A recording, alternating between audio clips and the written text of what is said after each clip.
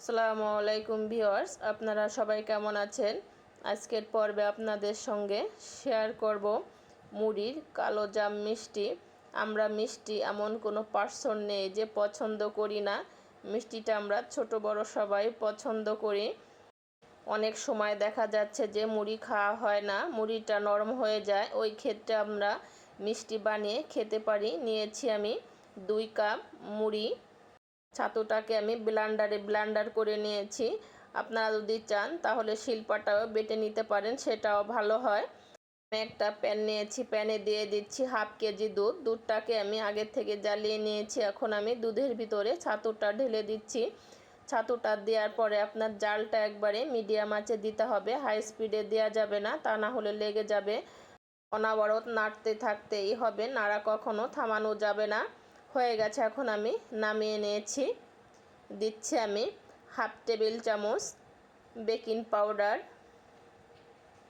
দিচ্ছি আমি 1/2 টেবিল চামচ এলাচির গুঁড়া। এলাচির গুঁড়োটা দিলে মুড়ির কোনো স্মেল থাকবে না। দিচ্ছি স্বাদ অনুযায়ী একটু লবণ। আর আমি 2 কাপ মুড়ি নিয়েছি, 2 কাপ মুড়িতে আমি 2 টেবিল চামচ ঘি দিয়ে দিচ্ছি। আর 2টা আমি ডিম নিয়েছি। সব উপকরণগুলো দেওয়া হয়ে গেছে, এখন আমি ভালো করে মেখে নেব। আর আমি এরপরে একটু এর ভিতরে গুঁড়ো দুধ অ্যাড করব। আমি 2টা মাক্স দুধ নিয়েছি, দেখতেই পাচ্ছেন। 2টা আমি 30 টাকা দিয়ে কিনেছি। এখন আমি দুধ দিয়ে ভালো করে মুথে নিব। ভালো করে মুথে নেওয়ার পরে আমি আধা ঘন্টার জন্য রেস্টে রেখে দিব ঢেকে, শক্ত হওয়ার জন্য ডোটা। আমি একটা প্যান নিয়েছি, প্যানে আমি 1 কাপ চিনি নিয়েছি। 1 কাপ চিনিতে আপনার 2 কাপ সমপরিমাণ পানি দিতে হবে। আর নিয়েছি আমি 2-3টা এলাচ। 2-3টার মুখ ফেটে নিয়েছি। এখন আমি চিনির শিরাটা বানিয়ে রেখে দিব। মিষ্টির ডোটা শক্ত হয়ে গেছে, আমি একটু মুথে নিয়েছি। আমি হাতে একটু ঘি মেখে নিয়েছি। ঘি মেখে আমি একটু একটু করে বল করে, হাত দিয়ে দেখতেই পাচ্ছেন আমি কিভাবে চেপে চেপে বল করে নিচ্ছি। বল করে এভাবে কালো জামে শেপে আনতে হবে। আমি একটা মিষ্টি বানিয়ে নিয়েছি, দেখতেই পাচ্ছেন। এভাবে সব মিষ্টিগুলো আমি বানিয়ে নিব। হয়ে গেছে, মিষ্টিগুলো বানিয়ে নিয়েছি, এখন আমি ভেজে নিব। আমি চুলায় একটা প্যান নিয়েছি। প্যানে আমি 250 গ্রাম তেল দিয়ে দিচ্ছি, অর্থাৎ 1 পোয়া দিয়েছি। তেলটা গরম হয়ে গেছে, আমি মিষ্টিগুলো ছেড়ে দিচ্ছি। আর মিষ্টিগুলো দেওয়ার পরে আপনার চুলার আঁচটা একবারে মিডিয়াম আঁচে দিতে হবে, তা না হলে মিষ্টিগুলো পুড়ে যাবে, কালারটা ভালো আসবে না, কালারটা চেঞ্জ হয়ে যাবে।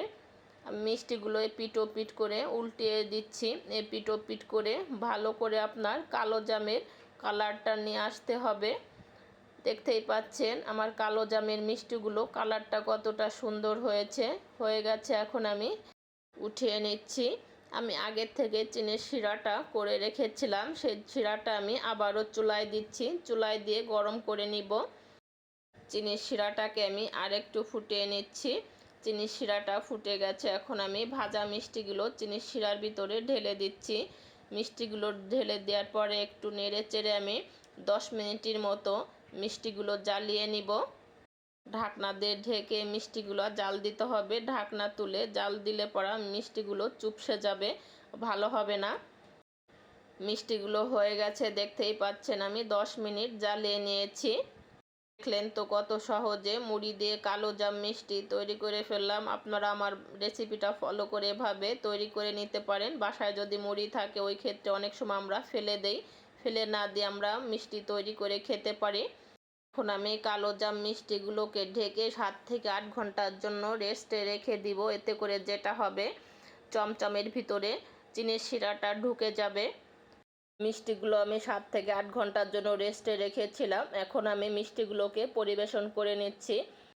মিষ্টিগুলো অনেকটা সফট হয়েছে, খেতে অনেকটা টেস্টি হয়েছে। আমার ছোট ছেলে তো তর সচ্ছে না যে কখন খাবো আম্মু।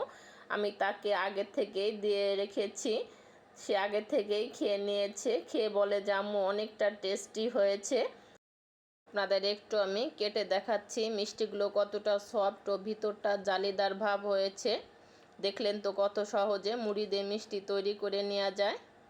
রেসিপিটা আপনাদের কাছে কেমন লেগেছে, ভালো লাগলে কমেন্ট করে জানাবেন আর বেশি বেশি করে শেয়ার করবেন, লাইক করবেন। আর যারা এখনও আমার ইউটিউব চ্যানেলটিকে সাবস্ক্রাইব করেননি, চ্যানেলটিকে সাবস্ক্রাইব করে রাখবেন। আর অবশ্যই পাশে থাকা বেল আইকনটি প্রেস করে রাখবেন। এতে করে যেটা হবে, আমি যখন ভিডিও আপলোড দেব সঙ্গে সঙ্গে নোটিফিকেশন পাবেন, আপলোড ভিডিওগুলো দেখতে পারবেন। সবাই অনেক অনেক ভালো থাকবেন, সুস্থ থাকবেন। আল্লাহ হাফেজ।